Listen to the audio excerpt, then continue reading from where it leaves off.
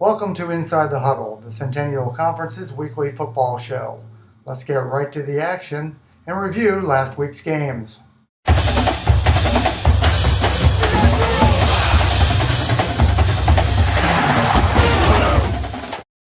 Defending champion Johns Hopkins opened his season in Virginia taking on Randolph-Macon.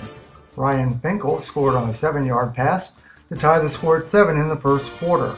Quarterback Robbie Mady teamed with Brandon Hartman on a 16-yard touchdown pass to make it 14-7 Blue Jays, and when J.D. Abbott scored his first of 2 short touchdown runs, that made it 21-7 Hopkins. Nick Campbell added his first collegiate field goal to extend the lead to 24-7, and when Abbott scored on a 6-yard run, it capped a 31-point outburst and put the Blue Jays ahead to stay. The defense did the rest in a 38-14 Johns Hopkins victory. It's the first night game ever for McDaniel at Kenneth R. Gill Stadium as the Green Terror took on Catholic University. Bill Castor put the Green Terror on the board with this field goal late in the second quarter to make it 27-3. Senior running back Joe Rollins had another big game with 122 yards and 2 touchdowns, this one covering 30 yards for the Terror's first touchdown. His second touchdown run capped a 10-play, 68-yard drive, but it wasn't enough as the Terror fell 48-16. Gettysburg opened his season in second-year program Misericordia. Fred Caruso opened the scoring with his touchdown run around the left side, and then Nick Ulassin took an inside handoff for the touchdown to make it 15-7 Gettysburg. Quarterback Zach Miller teamed with Caruso on a 55-yard scoring pass to give the Bullets a 22-13 lead just 12 seconds into the second quarter. Leading by 8 midway through the fourth quarter, Miller throws a slant pattern to Twer, who does the rest, going 40 yards for the touchdown to put the Bullets up by 15, and Tommy Lenore caps the score with a short touchdown run as Gettysburg defeats Misericordia 62-40. Dickinson opened his season at home against the 7th-ranked Hobart Statesmen. The defense did its best throughout the game. Here David Chow forces the fumble that's picked up by the Statesmen but stops another drive. Late in the contest, Cole Winnell drops back, finds wide receiver Colin Rogers for 14 to keep the drive alive, and Winnell's 2-yard touchdown run was the lone Devils' points during the day in a 30-7 defeat. Juniata opened his 2013 season against Teal. Here Michael Johns scores on a 21-yard run for an early Juniata lead, and a busted field goal try late in the second quarter turns into a 10-yard touchdown pass from Ward Udinsky to Ethan Cree to give the Eagles the halftime lead. Udinsky, who accounted for 5 touchdowns on the day, scores on one of his 2 touchdown runs to make it 27-7, and then he tosses the second of his 3 touchdown passes, this one covering 31 yards, to Isaiah Slutter for a 34-7 Juniata lead. The Eagle defense shut down the Tomcats all day. Here Brandon Felix records a sack, and Juniata closed out the scoring on this 84-yard pass from Ward Udinsky to freshman Aaron O'Brien. The Eagles win their season opener for the second straight season, defeating Teal 41-20.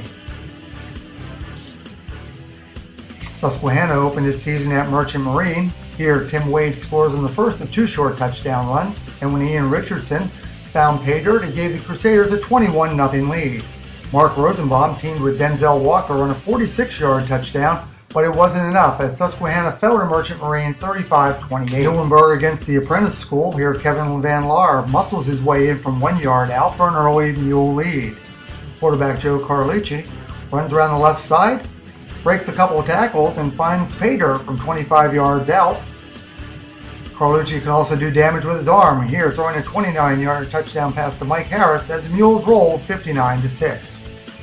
Ursinus against TCNJ, the Bears trailed 6-0 when Kyle Atkins changed the momentum, picking off a Lion pass and returning it 36 yards for a touchdown and a Bear lead.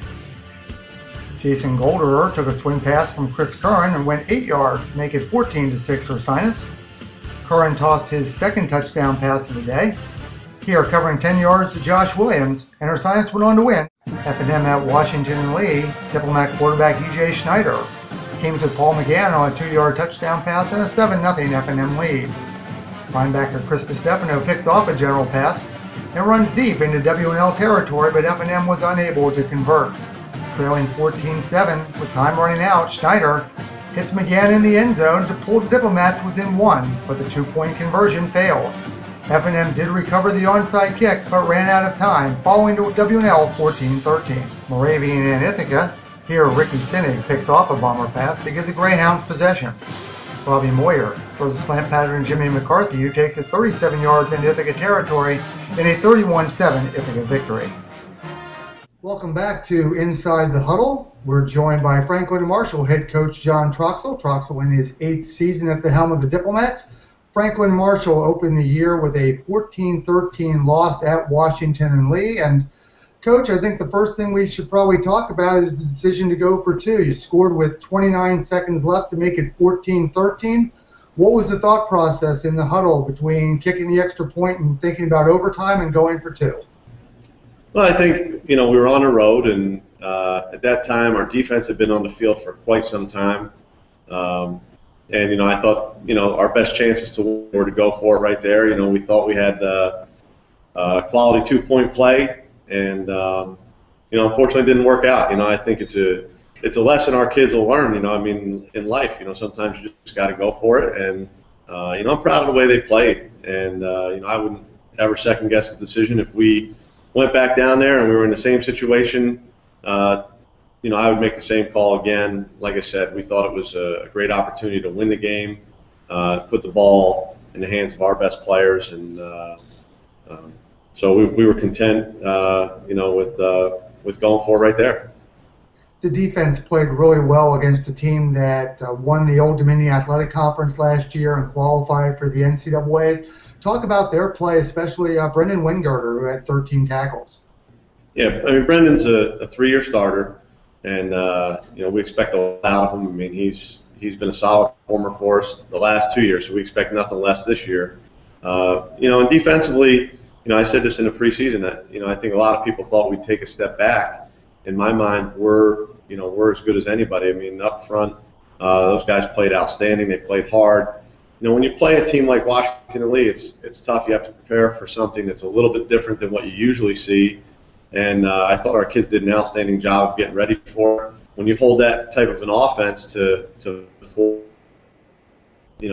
there's no question it's an outstanding effort, and I'm really proud of the way those kids played and how they battled.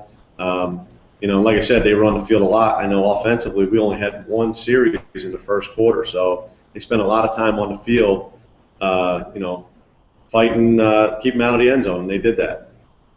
Who else impressed you in your squad last week? Oh, geez, I'm proud of all of them. Like I said, I think, we have a lot to take away from a game like that and a lot of lessons to learn. But, I'm most proud that there was never a second where we quit, all the way up to where we kicked onside and got it, and guys believed the entire time. Like I said, defensively, it was outstanding. Offensively, we made a ton of plays. Unfortunately, we just didn't make some at the right time. And, but in terms of performances, you look at what Lamont Jackson did, had an outstanding game, and, Timmy Muller, the O-line didn't give up a sack, and defensively, you look at what, there were a lot of guys that got involved in tackles, and you look at the guys up front. Ryan Young played outstanding at the second level, and, obviously it's not a big passing team, but even when they tried to throw the ball, secondary did an outstanding job. So, I'm proud of the way we performed overall as a group. Obviously, we want to get wins. But like I said, I think for a first game, it's something to build on, something to learn from, and make us better going forward. This week, you have your home opener against Muhlenberg, also the conference opener. Mule's a 59-6 winner over the Apprentice School last Saturday. What have you seen on film that impresses you about Muhlenberg? They're a really good football team. You don't win 56-6 for nothing. And, I've known Mike Donnelly for, half of my life, and I worked for him for 7 years. I know what kind of coach he is. I know what kind of job he does. We have to prepare for everything, and we have to prepare extra hard to go up against Muhlenberg. Defensively, they play fast. They have some great players, and Ian Gimbar, and there's not a weakness on their defense. Offensively, everybody talked about them being a little bit young, but you watch them, and they're running a fast tempo offense, and guys are flying all over the place and creating holes, and so they're doing an outstanding job. And even in the kick game, I mean, there's really no weaknesses or flaws. So there's a reason why they're always at the top of the conference. And again, I think it's a credit to Mike and the way he prepares his team and the efforts that he's given, on the recruiting side and to the college. And they should be very proud to have a guy like him. As you mentioned, you worked for Coach Donnelly for a number of years, and you're a native of the Lehigh Valley. Is there any extra that you get when you get to match up on the sideline, match wits against Coach Donnelly?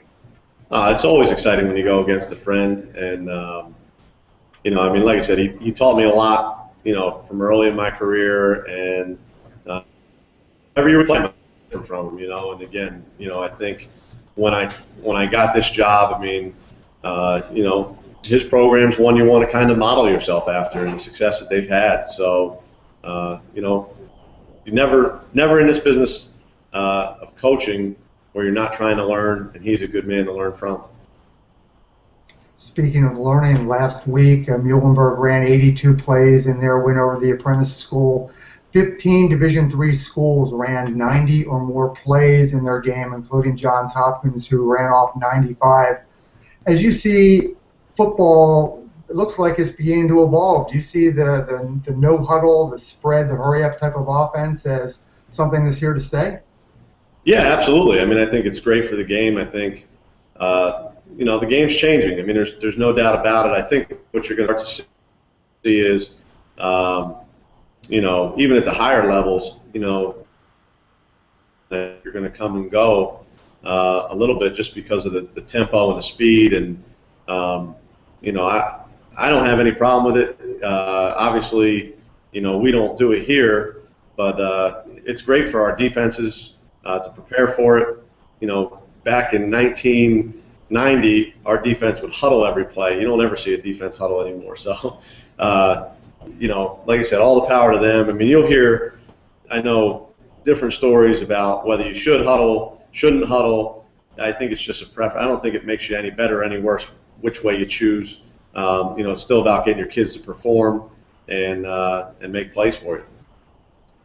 Franklin Marshall opens its home season on Saturday against Muhlenberg, 1 o'clock. You can see the game live at Spinagle-Williamson Field in Lancaster, or you can watch it online at centennialconference.tv. Franklin Marshall head coach John Troxel, thanks for joining us on Inside the Huddle. Anytime. Thank you very much.